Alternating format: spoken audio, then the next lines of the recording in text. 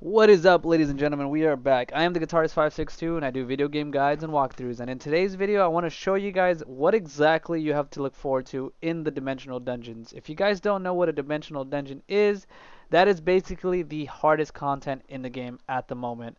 Um, Unfortunately, most of my group wasn't able to go and consistently play, so we had to stop at 5. But if you see the way this looks, I'm going to show you on multiple different characters how the dimensional dungeon is going to look. So at level 1, the health bars of the boss is supposed to be like, the hardest at the moment, and then it gets harder progressively. So like it's like 200 million health, I think, then 270, then 320, then 400 or something like that. It just progressively gets harder. So um, anybody can look at these stats when you get into the dungeon itself. Uh, Once you get higher. But if you want to see without actually completing it, you can actually click schedule and then you can actually see stats. And then you can actually see everything that the dungeon has to offer. So realistically, in my humble opinion, so you don't really waste too much time investing on the game. Um, I would stake around 1, 2, and 3 because you need the stones, you get an accessory, and you need like a guaranteed like S gear. Now the rest, however, you can get on 4, you can get an accessory. 5, you get fortification stones. 15 weapon and 45 armor fortifications. That's really important to upgrade your weapon if it's at the ancient grade. You get a repair kit. Honestly, this was a terrible loot pool. I would have expected at least 5 purple repair kits with the way the new enhancement system is now. 7, you get the guaranteed ancient accessory. It's just basically the same thing as a mythic accessory, it's just a higher tier. Then at level 9, you actually get the guaranteed weapon again. And at level 10, you get another ancient accessory. So really, it's just to kind of test to see how far you can go. This is like a personal challenge, not necessarily like a requirement. So again, I feel like 1, 2, and 3, and 4 just kind of float around there, and you should be safe. Um, but other than that, the annoying thing is about this dungeon is that the higher you get into the difficulties, the more annoying things happen. The hell flame, what it causes is a fire that erupts in the ground. Doesn't do any damage, but it causes extreme inconvenience that knocks you out of your combos, especially for Zerkers because you're slow. The only thing that you have protection as a Zerker is that when you are raged, you can continuously do damage at the boss. Now, backflow is actually really annoying because whenever you heal when backflow is active, you actually kill yourself. And I can confirm, and once you get higher in the difficulties, it starts stacking the stats. For example, you'll get Hellflame and Backflow. Now the next one, upon dying, it strengthens allies around the caster. So I haven't seen what happens there. I'm anticipating that strengthens allies around the caster. I'm guessing that's going to happen. It's going to make your teammate stronger. So you're going to purposely die on purpose to get more DPS out. I don't know how long that lasts for.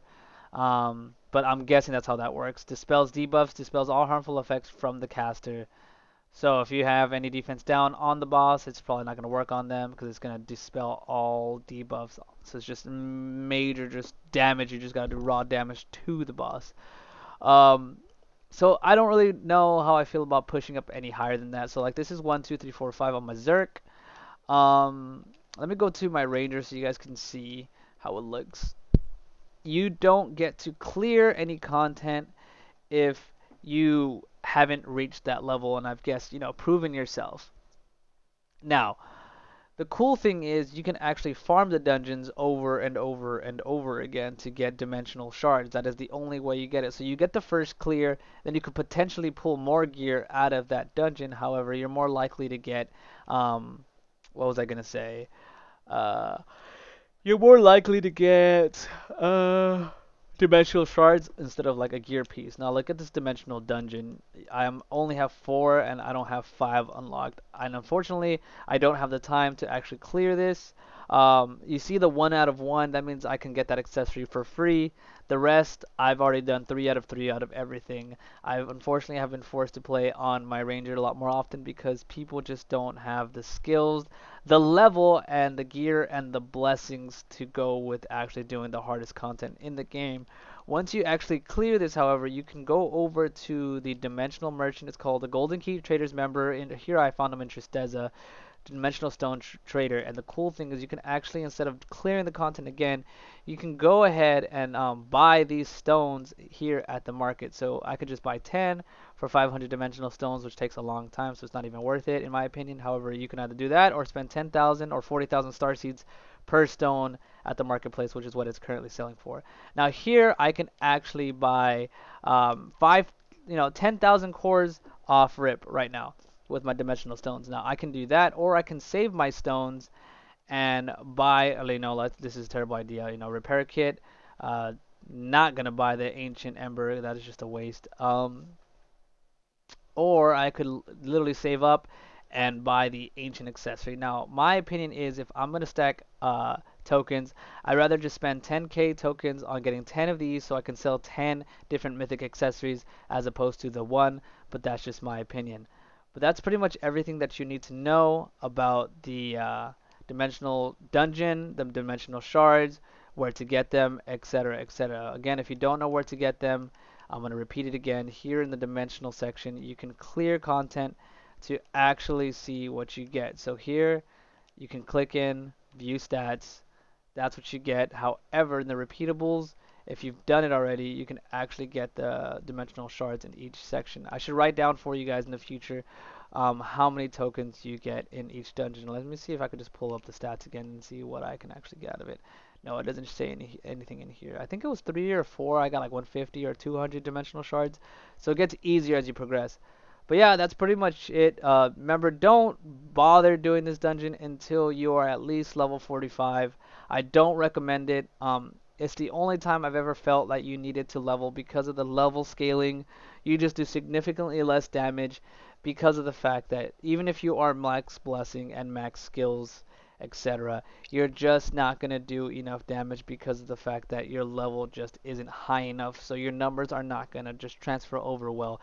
I would say you need to be at least 43, 44, or 45 to feel like comfortable with your numbers.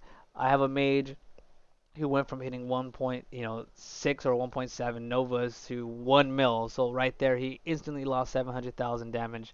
I went from 800k to a million guillotines to basically 297 guillotines or 350 on crits, etc., etc. And that's just too much damage that you are losing to even continue attempting and enjoy and having fun. Because remember, dungeons are meant to be speed farmed.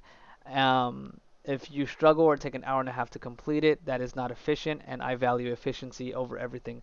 But that's pretty much it for today's video. If you guys want to see what's inside, again, look, it's the same stuff. The entire Radiant set is in here.